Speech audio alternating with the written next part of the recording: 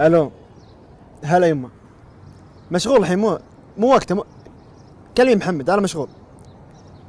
يلا يلا باي. ما اقدر يلا. امك تدق عليك. إيه؟ تعرف يعني شنو امك تدق عليك؟ انا ودي لو اشوفها لو ثواني، فما بالك اسمع صوتها. تدري لو اسمع صوتها يمكن ما اسد التليفون، خليها تسولف ساعات. يمكن انت ما تحس باللي انا احس فيه الحين، بس لحظة راح تمر عليك.